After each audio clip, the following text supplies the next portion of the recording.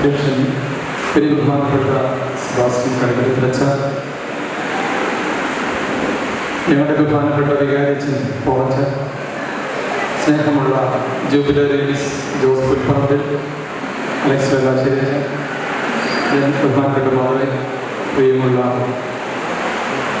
അച്ഛന്മാരെ, സിസ്റ്റേഴ്സ്, പ്രിയമുള്ള സഹോദരി സഹോദരന്മാരെ, വലിയ സന്തോഷമാണ് എനിക്ക് ഇന്നിവിടെ നിന്ന് നമ്മുടെ കോളച്ചനൊരു ആശംസ തരുവാനായിട്ട്. ഈ ഇടവകയിലെ ഒരു വൈദികൻ എന്ന രീതിയിൽ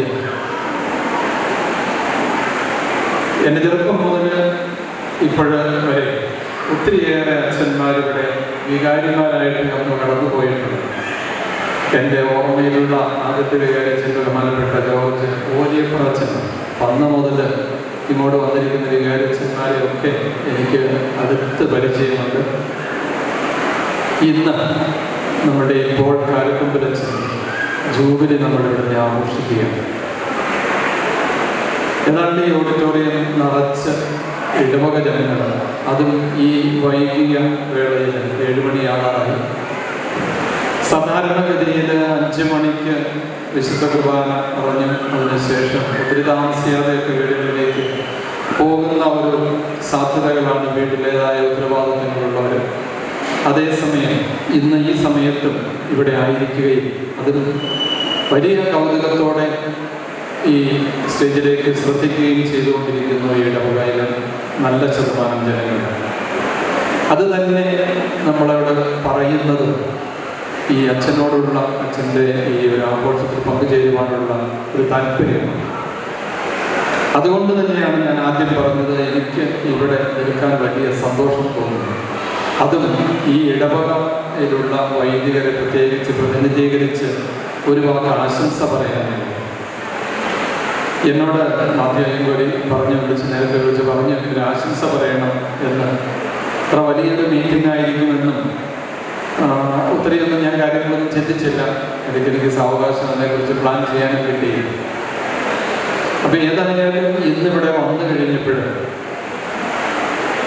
ഈ ഒരു ആഘോഷത്തിൻ്റെ ഒരു പ്രാധാന്യം എനിക്ക് മനസ്സിലാകുന്നു.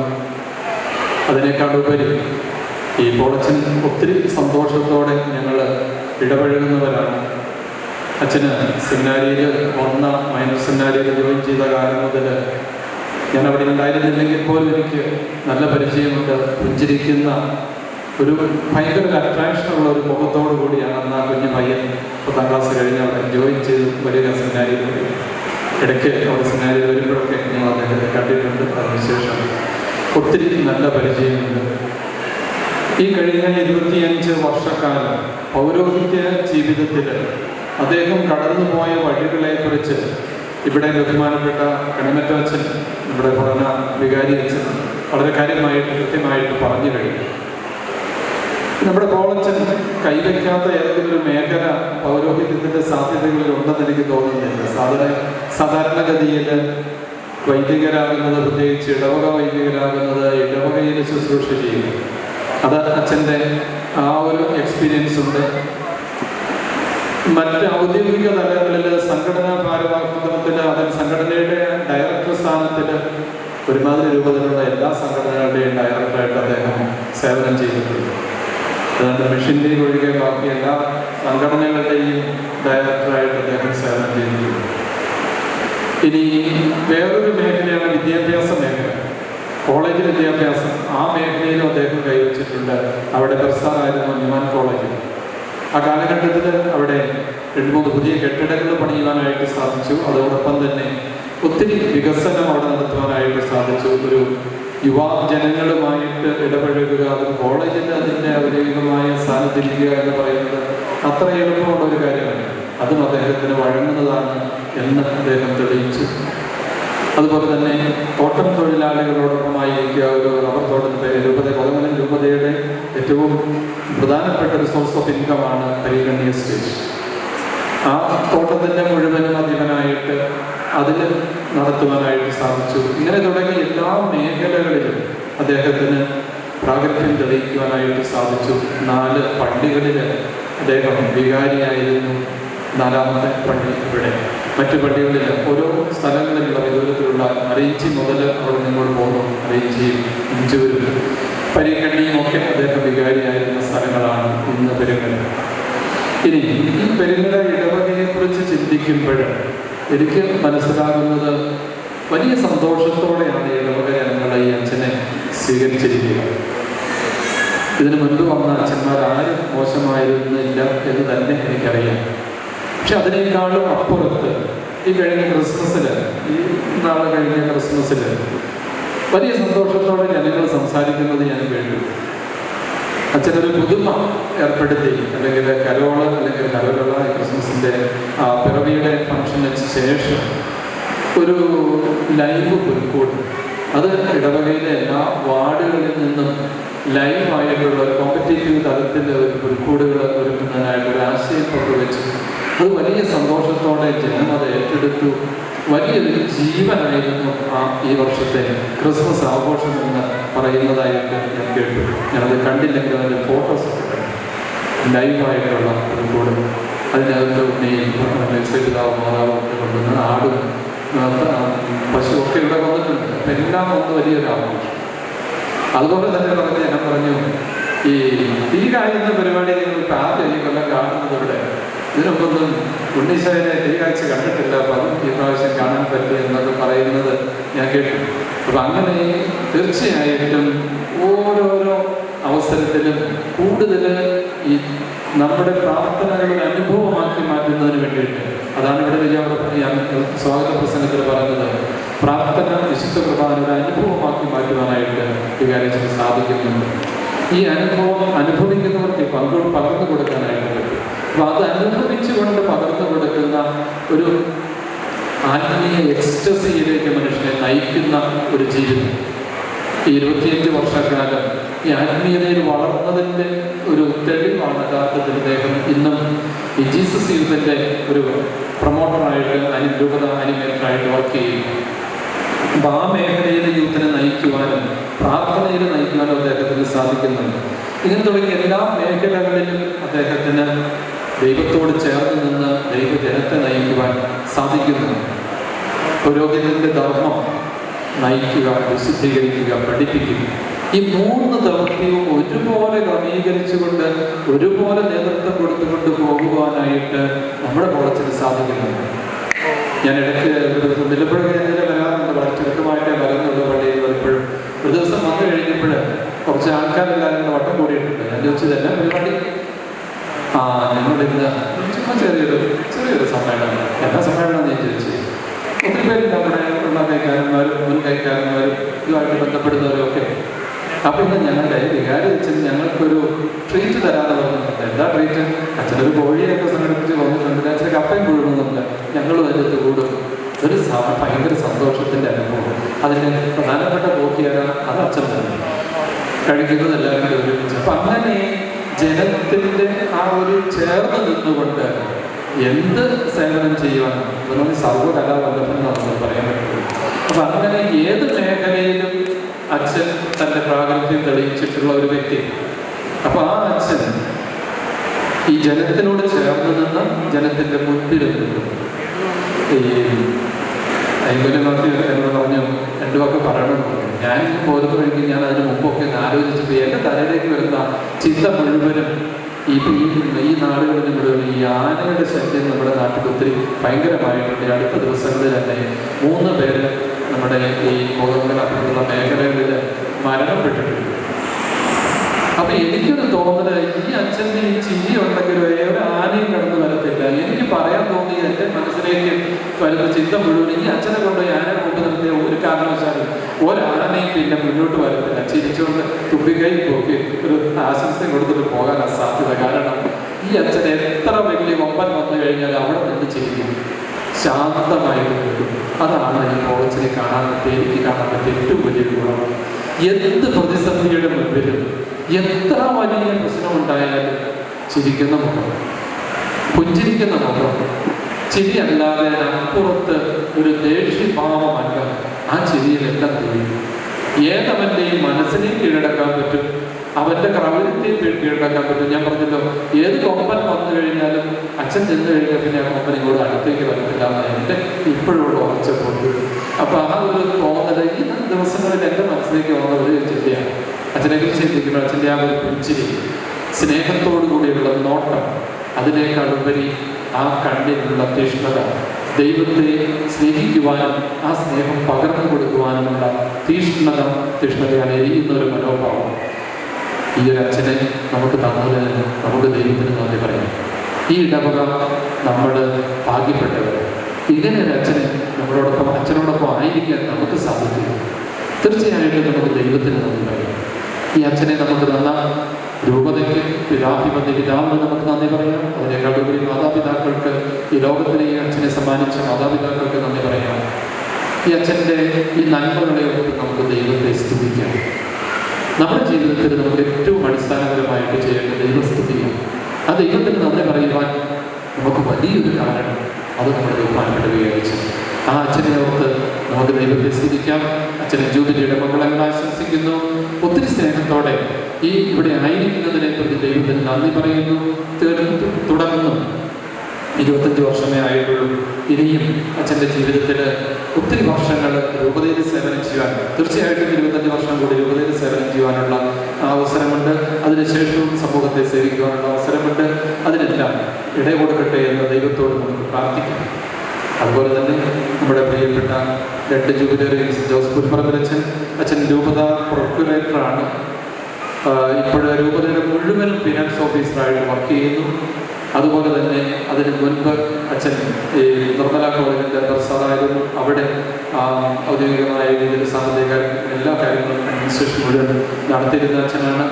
അതുപോലെ കുറേ അധികം പള്ളികളിൽ അച്ഛൻ വികാരിയായിരുന്നു. ഇങ്ങനെ തുടങ്ങി ഒത്തിരി മേഖലകളിൽ വലിയ നല്ല വ്യക്തിത്വത്തിൻ്റെ ഉടമയാണ്. പുഞ്ചിരിക്കുന്ന മുഖം അച്ഛൻ്റെ സ്വന്തമാണ്. ആ അച്ഛൻ നമ്മൾ ഇവിടെ തീർച്ചയായിട്ടും ജൂബിലിയുടെ മംഗളങ്ങൾ ആശംസിക്കാം, പ്രാർത്ഥനകൾ നേരം. അതുപോലെ തന്നെ പ്രിയപ്പെട്ട അലക്സ് വേരാശ്ശേരി അച്ഛൻ ഇടുക്കി രൂപതാംഗമാണ്, തങ്കമണി ഇടവകാംഗമാണ്. ഈ കോതമംഗലം രൂപതയിൽ ചേർന്ന് രൂപത അംഗമായിട്ട് പൗരോഹിത്യം സ്വീകരിച്ച് അതിനുശേഷമാണ് രൂപത പിരിയുക. അപ്പോൾ ആ രീതിയിൽ ഇടുക്കി രൂപതയിൽ സേവനം ചെയ്യുന്നു.